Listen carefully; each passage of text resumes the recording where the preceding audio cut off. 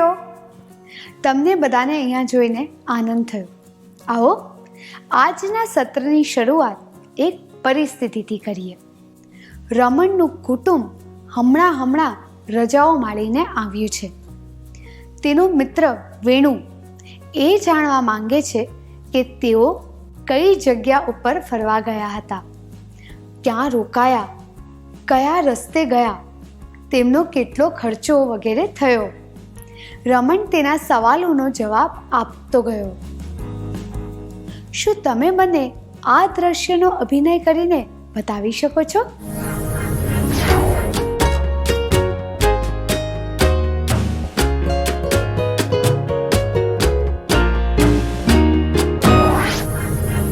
આભાર.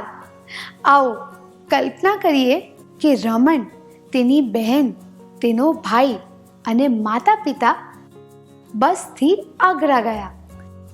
તેઓ ત્યાં 5 દિવસ રોકાયા અને તેઓએ તાજમહેલ, આગ્રાનો કિલ્લો, સિકંદરા, ફતેપુર સિકરી અને મથુરાના મંદિર જોયા હતા. તેઓ એક સંબંધીને ઘરે રોકાયા. તેઓએ ખાવા પીવા, આવવા જવા અને બધી જગ્યાની પ્રવેશ ફી ઉપર ખર્ચો કર્યો. શું આપણે આ વસ્તુઓનો માઇન્ડ મેપ બનાવીએ? પર્યટન. કોણ? માતા પિતા, ભાઈ, બહેન, સગા સંબંધી. ક્યાં? આગ્રા, તાજમહેલ, આગ્રાનો કિલ્લો, સિકંદરા, ફતેપુર સિકરી, મથુરાના મંદિરો. કેવી રીતે? બસ. કેટલા દિવસ? 5 દિવસ. ક્યાં રોકાયા? સગા સંબંધીના ઘરે. ખર્ચો, વાહન વ્યવસ્થા, જમવાનો, પ્રવેશ ફી. ચિત્રથી ખબર પડે છે કે કેવી રીતે રમણના કુટુંબે 5 દિવસમાં આગ્રા અને આસપાસની જગ્યાએ ફરવાનું લક્ષ્ય પ્રાપ્ત કર્યું. એક માઇન્ડ મેપથી આપણે કેટલાય પાસા સમજવામાં મદદ મળી. આવો એક પરિસ્થિતિ થકી એ શીખીએ છે કે લક્ષ્ય પ્રાપ્ત કરવાના કયા તબક્કા હોય છે. મધુ અને તેની બહેન અનિતા એક મંદિરની પાસે શાકભાજી ખરીદી રહી હતી. એક પરદેશી પર્યટકે તેમને અંગ્રેજીમાં એક મંદિરની બાબતમાં પૂછ્યું, પણ તેઓ તે પર્યટકના પ્રશ્નોને પૂરેપૂરા સમજી ના શક્યા. જ્યારે તેઓ પર્યટકના સંતોષ પ્રમાણે પ્રશ્નોનો જવાબ ન આપી શક્યા તો તે ત્યાંથી જતા રહ્યા. આવો હવે આના ઉપર આધારિત મધુ અને અનિતાના વાર્તાલાપ ઉપર ધ્યાન દઈએ. આપણે આનાથી શું શીખ્યા? પોતાની અંગ્રેજી સુધારવા માટે મધુ અને અનિતાએ પહેલાં એ જાણ્યું કે તેમને અંગ્રેજી કેટલી આવડે છે અને તેને સુધારવા તેઓએ શું કરવું જોઈએ. અનિતા: શું તને સમજાયું કે તે શું પૂછી રહ્યા હતા? મધુ: મને ખબર છે કે તે મંદિર વિશે પૂછી રહ્યા હતા, પણ મને એમની બધી વાત સમજમાં ના આવી. અનિતા: જો આપણે પણ બીજા દેશમાં પર્યટક બનીને જઈએ તો આપણી સાથે પણ આવું થઈ શકે છે. મધુ: હા, આપણે આ બાબતમાં શું કરી શકીએ? અનિતા: કાં તો તેમણે આપણી ભાષા શીખવી પડે કે પછી આપણે તેમની. મધુ: તેમની વાત છોડો, શું આપણે સારી રીતે અંગ્રેજી બોલતા શીખીએ?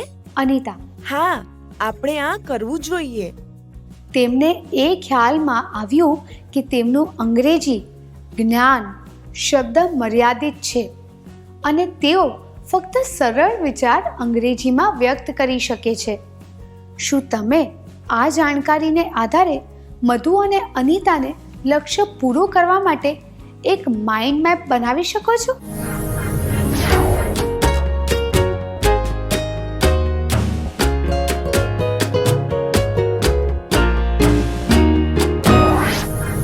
શું તમે માઇન્ડ મેપ બનાવ્યો? શું તમારો માઇન્ડ મેપ આવો દેખાય છે? લક્ષ્ય પ્રાપ્ત કરવા, પાયાનું જ્ઞાન, મર્યાદિત શબ્દ ભંડોળ, સાદા વિચારોથી જ વાતચીત કરવી. જ્યારે આપણી પાસે કોઈ લક્ષ્ય હોય તો આપણે એ ખાતરી કરી લેવી જોઈએ કે તે લક્ષ્ય પ્રાપ્ત કરવા માટે આપણી પાસે પૂરતું જ્ઞાન, યોગ્યતા અને કુશળતા પણ હોય. આ પહેલો તબક્કો છે.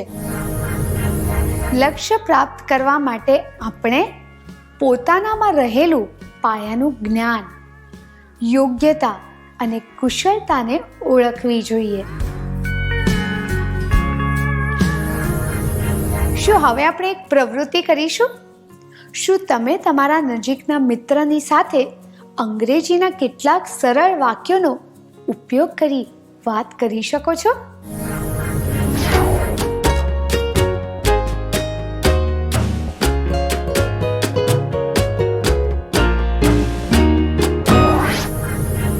અંગ્રેજીમાં સારી રીતે વાત કરવાનો જે પ્રયત્ન તમે કર્યો તેના માટે અભિનંદન. આવો મધુ અને અનિતાના વાર્તાલાપ ઉપર ફરીથી નજર કરીએ. શું તને સમજાયું કે તે શું પૂછી રહ્યા હતા? મને ખબર છે કે તે મંદિર વિશે પૂછી રહ્યા હતા, પણ મને એમની બધી વાત સમજમાં ના આવી. જો આપણે પણ બીજા દેશમાં પર્યટક બનીને જઈએ તો આપણી સાથે પણ આવું થઈ શકે છે. હા, આપણે આ બાબતમાં શું કરી શકીએ? કાં તો તેમણે આપણી ભાષા શીખવી પડે કે પછી આપણે તેમની. તેમની વાત છોડો, શું આપણે સારી રીતે અંગ્રેજી બોલતા શીખીએ? હા, આપણે આ કરવું જોઈએ. એ. તેમને અંગ્રેજી ભાષા પસંદ હતી. બી. તેમને તેમની માતૃભાષા પસંદ ન હતી. સી.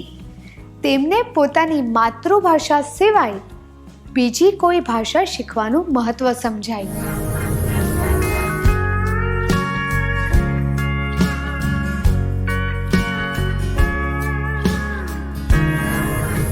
તેમને પોતાની માતૃભાષા સિવાય બીજી કોઈ ભાષા શીખવાનું મહત્વ સમજાયું. એટલા માટે તેઓ પોતાની અંગ્રેજી સુધારવા માંગતા હતા. જો તેઓ અંગ્રેજીમાં સારી રીતે વાત કરી શકત તો તેઓ પરદેશી પર્યટકને મંદિરની બાબતે અમુક વાત કરી શક્યા હોત. અંગ્રેજી શીખવાના બીજા કેટલાય ફાયદા છે. અંગ્રેજી વિશ્વભરમાં પ્રસિદ્ધ અને સ્વીકારેલ ભાષા છે. ભારતમાં વિવિધ સંસ્કૃતિઓ અને ભાષાઓ છે. એવી વિવિધતામાં વિચારોના વિનિમય માટે અંગ્રેજી એક સારું માધ્યમ છે. કમ્પ્યુટરનો ઉપયોગ કરતી વખતે અને ઔપચારિક રીતે પણ અંગ્રેજી બહુ કામ આવે છે. મધુ અને અનિતાને પણ આ વાતનો ખ્યાલ આવ્યો. એટલા માટે તેઓએ પોતાની અંગ્રેજી સુધારવાનું લક્ષ્ય બનાવ્યું. શું તમે લક્ષ્યનું મહત્વને આગલા તબક્કા તરીકે તેને માઇન્ડ મેપમાં લખી શકો છો?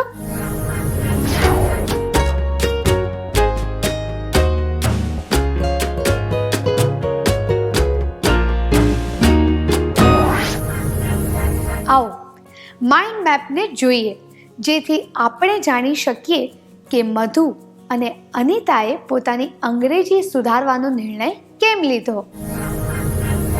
લક્ષ્ય પ્રાપ્ત કરવા, પાયાનું જ્ઞાન, લક્ષ્યનું મહત્વ, બીજી ભાષા બોલતા વ્યક્તિઓ સાથે વાતચીત કરવી, ઓફિસમાં અંગ્રેજીમાં વાત કરવાની અનિવાર્યતા, ભારત જેવા વિવિધ ભાષી દેશમાં રહેતા લોકો સાથે વાતચીત કરવી. આપણે લક્ષ્યના મહત્વને સમજવું જોઈએ. કોઈ પણ લક્ષ્યને પ્રાપ્ત કરવા માટે આ બીજો તબક્કો છે.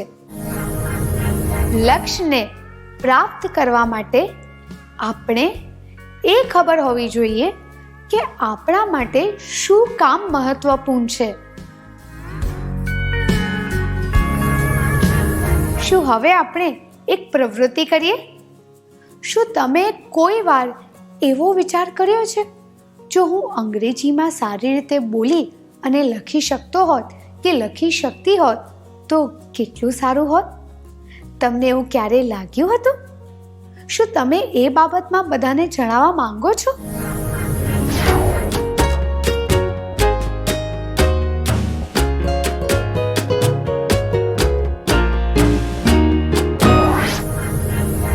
આભાર.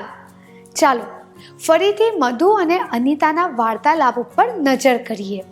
જ્યારે તેઓ પોતાની અંગ્રેજી સુધારવા બાબતે વાત કરી રહ્યા હતા ત્યારે તેમની પાડોશણ વીણા ત્યાં આવી.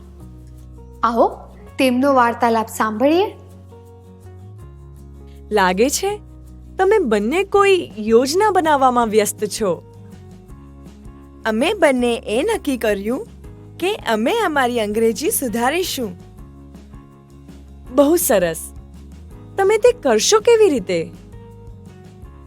અમને હજી સુધી એ ખબર નથી. સૌથી પહેલા તમારે લોકોની વાત ધ્યાનથી સાંભળવી જોઈએ. ધ્યાન દઈને સાંભળવાથી તમે ઘણું બધું શીખી શકો છો. તે પછી નાના લેખો અને સરળ વાર્તા વાંચવી જોઈએ.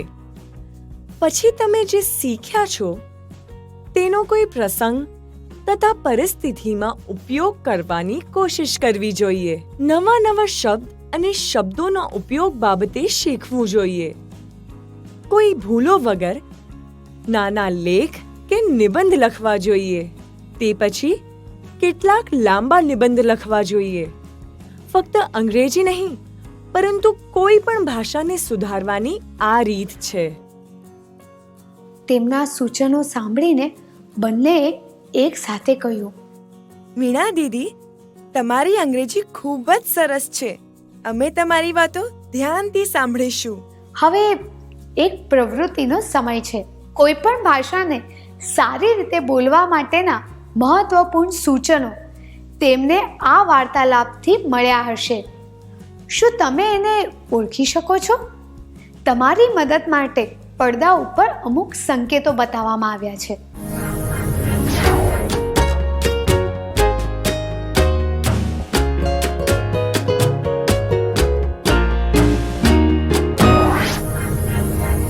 અંગ્રેજી કે બીજી ભાષાને સુધારવા માટે આપણે આ મુખ્ય વાતો પર ધ્યાન આપવું જોઈએ.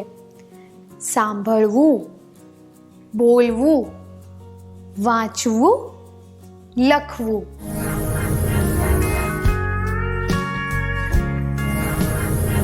આવો તેનો માઇન્ડ મેપ બનાવીએ. લક્ષ્ય પ્રાપ્ત કરવા, પાયાનું જ્ઞાન, લક્ષ્યનું મહત્વ, નિશ્ચિત પગલાં, સાંભળવું, બોલવું, વાંચવું, લખવું. એક લક્ષ્ય પ્રાપ્ત કરવા માટે આપણી પાસે એક ચોક્કસ કાર્ય યોજના હોવી જોઈએ. આ ત્રીજો તબક્કો છે. લક્ષ્ય પ્રાપ્ત કરવા માટે આપણે એક કાર્ય યોજના બનાવવી જોઈએ. લક્ષ્ય પ્રાપ્ત કરવાની બાબતે તેમણે કેટલીક ઉપયોગી સલાહ આપ્યા પછી વીણાએ તેમણે કેટલાક મહત્વપૂર્ણ સંશોધનની બાબતમાં પણ જણાવ્યું, જેનાથી તેઓએ પોતાની યોગ્યતા સુધારી શકે. આવો આ વાર્તાલાપને આગળ વધારીએ. દીદી, તમે અમને સાંભળવા, બોલવા, વાંચવા અને લખવાની બાબતે જણાવ્યું. અંગ્રેજી ભાષા સુધારવા માટે અમે બીજું શું કરી શકીએ? તમારી પાસે 2 શબ્દકોશ હોવા જોઈએ. તમારી માતૃભાષા હિન્દી છે, એટલે અંગ્રેજીથી હિન્દી શબ્દકોશ અને હિન્દીથી અંગ્રેજી શબ્દકોશ હોવા જોઈએ. તેનાથી કેવી મદદ મળશે? જો તમે અંગ્રેજીમાં એવો શબ્દ સાંભળો કે વાંચો જેનો અર્થ તમે જાણતા ન હો, તો તમે અંગ્રેજીથી હિન્દી શબ્દકોશમાં જોઈ શકો છો. તેવી જ રીતે તમારે કોઈ હિન્દી શબ્દનો સમાન અંગ્રેજી શબ્દ જાણવો હોય તો હિન્દીથી અંગ્રેજી શબ્દકોશ જોઈ શકો છો. સારું, તો હવે અમારે બીજું શું કરવું જોઈએ? અરે હા, મને ખબર છે, અમે અંગ્રેજી છાપું વાંચી શકીએ. તે સાચું કહ્યું. તું અંગ્રેજી ધારાવાહિક જોઈ શકે છે અને અંગ્રેજી સમાચાર પણ સાંભળી શકે છે. તમે પૂરી ધગશથી કંઈ પણ કામ કરવા માંગો તો તકની કોઈ ખોટ નથી. આપણે આનાથી શું શીખ્યા? અંગ્રેજી ભાષામાં પોતાની યોગ્યતા સુધારવા માટે આપણે આ વસ્તુઓનો ઉચિત ઉપયોગ કરવો જોઈએ. શબ્દકોશ, સમાચાર પત્ર, ટીવીના કાર્યક્રમ, પુસ્તકો, ભાષણ વગેરે.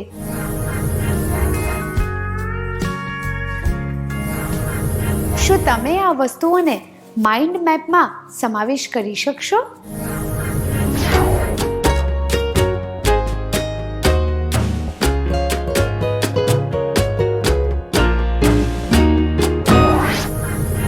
આવો યોગ્ય સંશોધનનો માઇન્ડ મેપમાં સમાવેશ કરી માઇન્ડ મેપ પર એક નજર નાખીએ.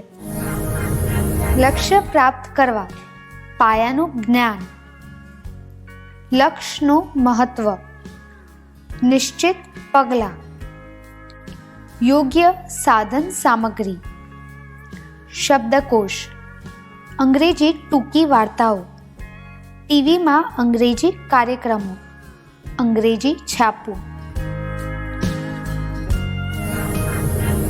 પોતાની કાર્ય યોજના ઉપર અમલ કરવા માટે આપણે યોગ્ય સાધન સંપત્તિ ઓળખવા જોઈએ. આ ચોથો તબક્કો છે. લક્ષ્ય પ્રાપ્ત કરવા માટે આપણે યોગ્ય સાધન સંપત્તિ ઓળખવા જોઈએ. આપણે શરૂઆતમાં એ જોયું હતું કે આપની પાસે કેટલું જ્ઞાન અને યોગ્યતા છે, પણ લક્ષ્ય પ્રાપ્ત કરવા માટે આપણે બીજી યોગ્યતાઓને પણ ઓળખવી જોઈએ. શું આપણે એક પ્રવૃત્તિ કરીને તેની બાબતમાં જાણવાની કોશિશ કરીએ? જરૂરી યોગ્યતાઓ અને ગુણોને ઓળખવા માટે કેટલાક શબ્દો તમારા પડદા ઉપર બતાવવામાં આવશે, પણ આ શબ્દોના અક્ષરોનો ક્રમ બદલી નાખ્યો છે. તમારે એ અક્ષરોને સાચા ક્રમમાં નાખીને શબ્દને ઓળખવાના છે. શું તમે તૈયાર છો?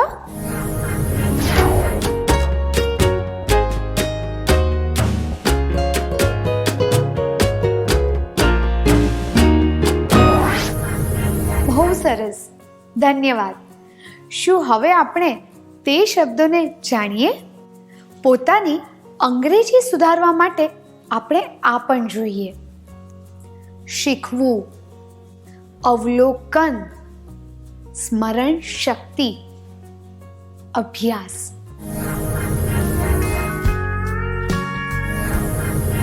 આપણે આપણી શીખવાની યોગ્યતાને વિકસાવવી જોઈએ અને શીખવાની રીતોમાં સુધાર લાવવો જોઈએ. આપણે ધ્યાનથી જોવું જોઈએ, એટલે કે અવલોકન કરવું જોઈએ કે બીજા લોકો કેવી રીતે બોલે છે અને લખે છે. તેનાથી આપણે નવા શબ્દ અને વાક્ય રચના શીખી શકીશું. એક બીજી જરૂરી યોગ્યતા છે સ્મરણ શક્તિ, કારણ કે આપણે જે પણ શીખ્યા છે તેને યાદ કરવું જરૂરી છે. જ્યારે આપણે કંઈક નવું શીખીએ અને યાદ રાખી લઈએ છીએ અને પછી તેને યોગ્ય સંદર્ભમાં ઉપયોગ પણ કરવો જોઈએ. જેમ કે એક કહેવત છે, કહેતા કહેતા અભ્યાસ, જડ બુદ્ધિ દૂર કરાય. દરેક યોગ્યતાનો પૂરો અભ્યાસ જરૂરી છે, જેથી આપણે સારી રીતે પ્રદર્શન કરી શકીએ. આ ખાસ કરીને ભાષાને લગતી યોગ્યતાઓ માટે લાગુ પડે છે. પોતાની અંગ્રેજીને સુધારવા માટે આપણે આ બધી બાબતોમાં સુધારો લાવવો જોઈએ. શીખવું, અવલોકન, સ્મરણ શક્તિ, અભ્યાસ.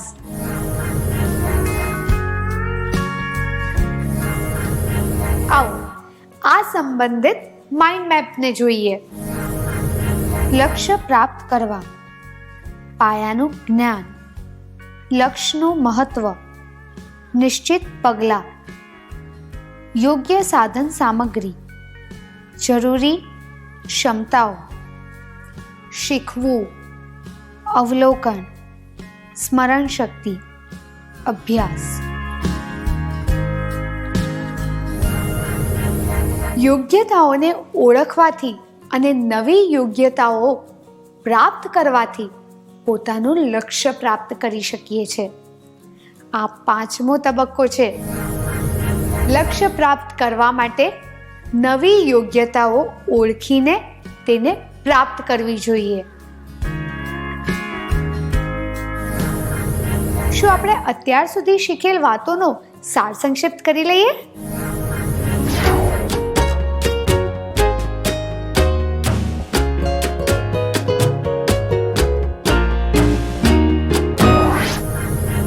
લક્ષ્ય પ્રાપ્ત કરવા માટે આપણે પોતાના મૂળ જ્ઞાન, યોગ્યતા અને કુશળતાને ઓળખવી જોઈએ. એ ખબર હોવી જોઈએ કે આપણા માટે શું કામ મહત્વપૂર્ણ છે. એક કાર્ય યોજના બનાવવી જોઈએ. યોગ્ય સાધન સંપત્તિ ઓળખવા જોઈએ. નવી યોગ્યતાઓ ઓળખીને તેને પ્રાપ્ત કરવી જોઈએ. સરસ રીતે સાર સંક્ષિપ્ત કરવા માટે ધન્યવાદ. આવો આપણે થોડું ઘરકામ લખી લઈએ, જેથી લક્ષ્ય બનાવવાને સંબંધિત આ વાતો આપણને સારી રીતે યાદ રહી જાય.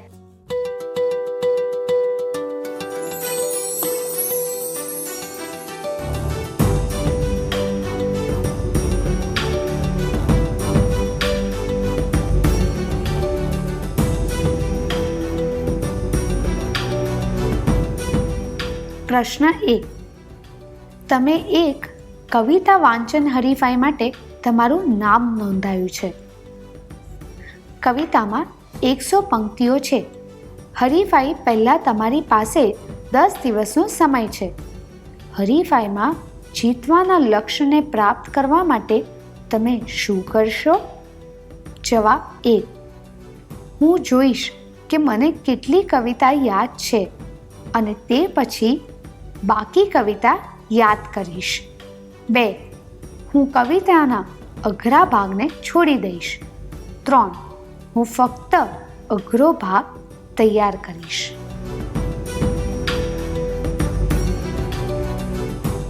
તમારે હિન્દ મહાસાગર વિશે એક નિબંધ લખવાનો છે. પરીક્ષાના પ્રશ્નપત્રની ઉપરાંત તમને આ લેખ માટે પણ ગુણ આપવાના છે. પોતાનું લક્ષ્ય પ્રાપ્ત કરવા માટે તમે શું કરશો? જવાબ 1.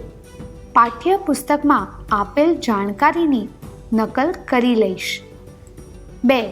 હું તેવા સ્ત્રોત મેળવવા પ્રયત્ન કરીશ જ્યાંથી હિન્દ મહાસાગરની જાણકારી મળી શકે.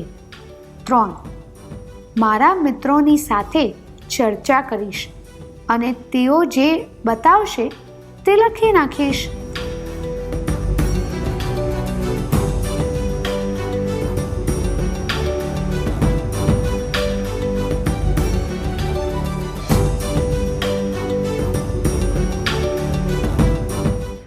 શું તમે યોગ્ય જવાબ પસંદ કરી આ ઘરકામ પૂરું કરી આવશો? ત્યાં સુધી આવજો.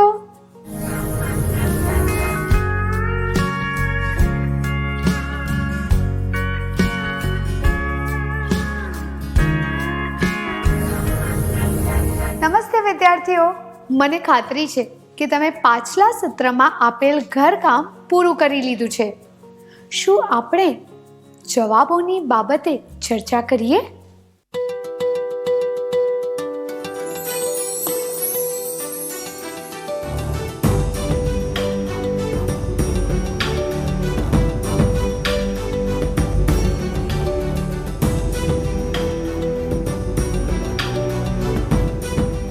પ્રશ્ન 1 માટે તમે એક કવિતા વાંચન હરીફાઈ માટે તમારું નામ નોંધાયું છે. કવિતામાં 100 પંક્તિઓ છે. હરીફાઈ પહેલાં તમારી પાસે 10 દિવસનો સમય છે. હરીફાઈમાં જીતવાના લક્ષ્યને પ્રાપ્ત કરવા માટે તમે શું કરશો? આ જવાબ હું કવિતાના અઘરા ભાગને છોડી દઈશ. અયોગ્ય છે. આનાથી ખબર પડે છે કે તમે લક્ષ્ય પ્રાપ્ત કરવા માટે કસોટીઓનો સામનો નથી કરવા માંગતા. આ જવાબ હું ફક્ત અઘરો ભાગ યાદ કરીશ પણ અયોગ્ય છે. આનાથી ખબર પડે છે કે તમે સાચી રીતે કામ કરવા માંગતા નથી. જ્યારે આ જવાબ હું જોઈશ કે મને કેટલી કવિતા યાદ છે અને તે પછી બાકી કવિતા યાદ કરીશ. યોગ્ય છે. આનાથી ખબર પડે છે કે તમને તમારી યોગ્યતા અને તાકાતની ઓળખ છે અને તે પછી તમે તમારા લક્ષ્ય માટે કામ કરો છો. તમે કયો જવાબ પસંદ કર્યો?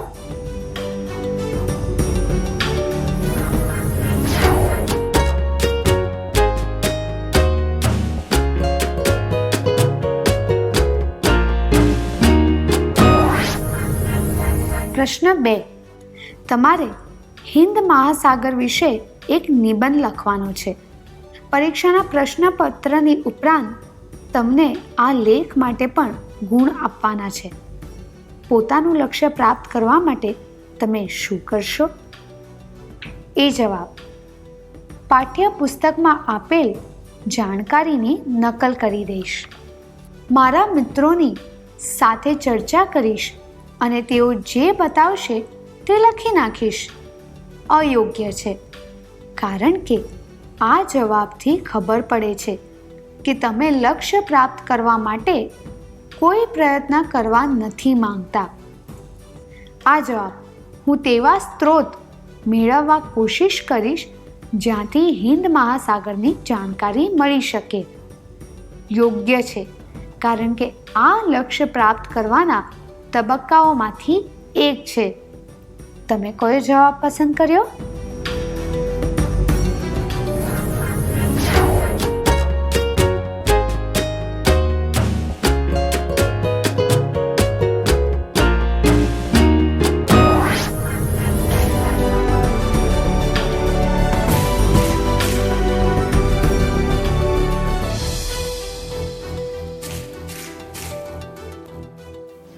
જે વિદ્યાર્થીઓ સાચા જવાબ પસંદ કર્યા છે તેમને અભિનંદન. શું આપણે હવે આગળનું સત્ર શરૂ કરીએ?